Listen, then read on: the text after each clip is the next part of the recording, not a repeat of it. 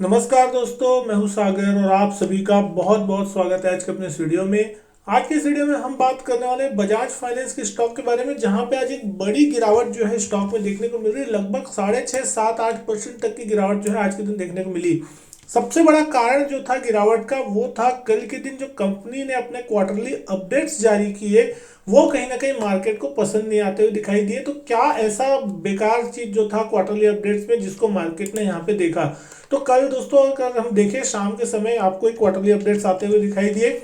Customer franchise जो है 31 दिसंबर 2022 तक ऑलमोस्ट 66 मिलियन कस्टमर तक यहाँ पे बनी हुई है, एज कम्पेयर टू 55.44 मिलियन जो कि 31 दिसंबर 2021, तो पिछले साल के मुकाबले रिकॉर्ड इंक्रीज जो था वो यहाँ पे आपको देखने को मिला। कहीं ना कहीं न्यू लोन बुक की अगर हम बात कर रहे हैं तो यहाँ पे 7.8 मिलियन जो है वो ऑलमोस्ट आता हुआ दिखाई दे, जो कि 7.4 मिलियन था Q3 FY22 में। लेकिन जिस चीज पे सबसे बड़ा मार पड़ता हुआ दिखाई दिया स्टॉक पे वो था एसेट अंडर मैनेजमेंट। यहाँ पे जो नंबर है यहाँ पे 27% की ग्रो आती हुई दिखाई दी। अप्रोक्सीमेटली जो AUM है वो ऑलमोस्ट 2,30,850 करोड़ का होता हुआ दिखाई दे रहा है। पिछले साल ये आंकड़ा ऑलमोस्ट 1,81,250 करोड़ के आसपास का था। तो AUM जो है Q3 में FY23 में जो ग्रो होता हुआ दिख रहा है ऑलमोस्ट 12,500 करोड़ से जहां पे ग्रो होता हुआ दिख रहा है। तो यहाँ पे जो ग्रोथ है वो कहीं ना कहीं आपको मार्केट की एक्सपेक्टेशन से कम आता हुआ दिखाई दे, जिसके कारण यहाँ पे कहीं ना कहीं मार्केट को ये नंबर पसंद नहीं आते हुए दिखाई दिए। पर्सनल लोन मार्केट शेयर जो है कहीं ना कहीं बैंक का NBFC बजाज फाइनेंस का जो है वो गिरता हुआ दिखाई दे रहा है। 16% के आसपास का कहीं ना कहीं इसका जो टोटल मार्केट शेयर है वो आता हुआ दिख रहा है, जो कि कुछ सालों पहले लगभग 18 से 19% के आसपास हुआ करता था।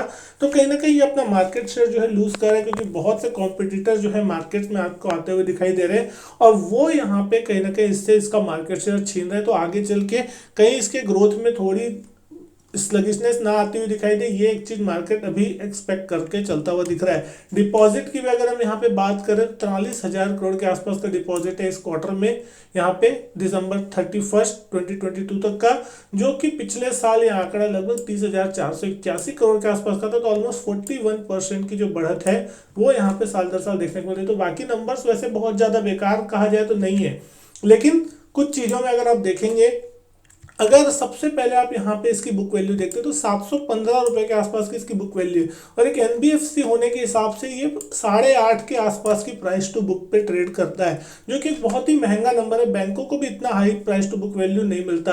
तो एक NBFC के लिहाज से कहीं ना कहीं बहुत ही ज्यादा हाई है ये वैल्यूएशन।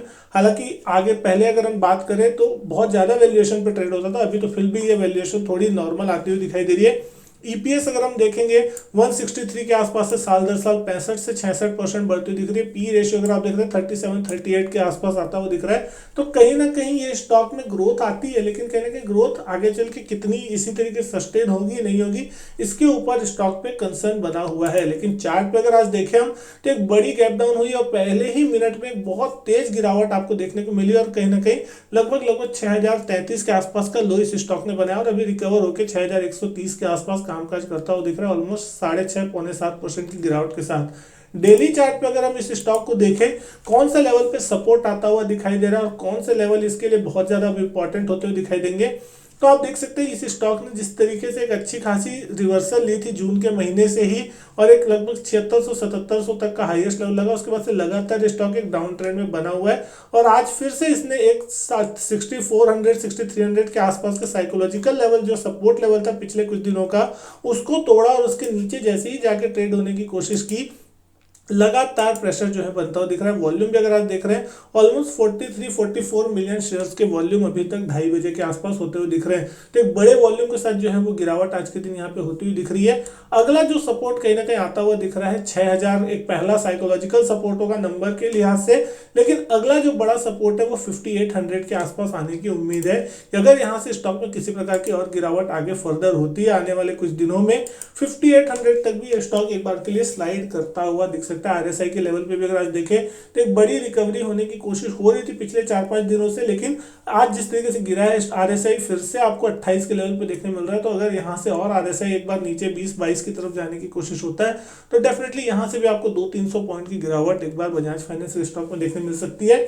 यहाँ पे टर्न अराउंड अगर होना है, क्योंकि बहुत से ब्रोकरेजेस जो है उनके व्यूज अलग अलग है, कोई यहाँ पे बड़े बड़े टारगेट 8,000 9,000 तक के भी दे रहा है और कोई कोई बेरिशनेस के भी टारगेट दे रहे हैं जहां पे इसके टारगेट लगभग 5,200 5,300 तक के भी आते हुए दिखाई दे रहे हैं। तो दोस्तों अगर आपको इस स्टॉक अपने पोर्टफोलियो में शामिल करना है, क्योंकि बहुत ही ज्यादा हाई वोलेटाइल स्टॉक है, कोरोना क्रैश के टाइम में भी देखा था जिन्होंने 4-5 हजार के लेवल पे स्टॉक खरीदा था और स्टॉक 2,000 के नीचे चला गया, तो उस टाइम ट्रिपल डिजिट में जाने की भी बात कह रहे थे, सब कुछ खत्म हो गया। लेकिन उसके बाद जिस तरीके से स्टॉक ने बाउंस बैक किया, पुराने लेवल भी तोड़े 2020 के और उसके बाद 8,000 के ऊपर तक के टारगेट्स दिखाए, तो कहीं ना कहीं निचले लेवल से स्टॉक 4 गुना होता हुआ दिखाई दिया था।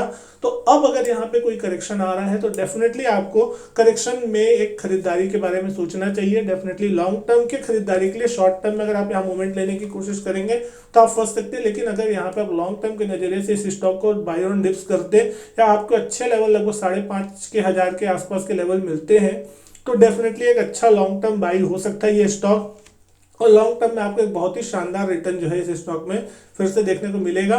तो दोस्तों उम्मीद करता हूँ वीडियो जो है आपको पसंद आई होगी। वीडियो अच्छी लगी हो तो वीडियो लाइक करें, शेयर करें, चैनल नहीं किया सब्सक्राइब तो चैनल सब्सक्राइब जरूर करें। मैं आपसे मिलता हूं अपने नेक्स्ट वीडियो में, तब तक के लिए good bye and thank you.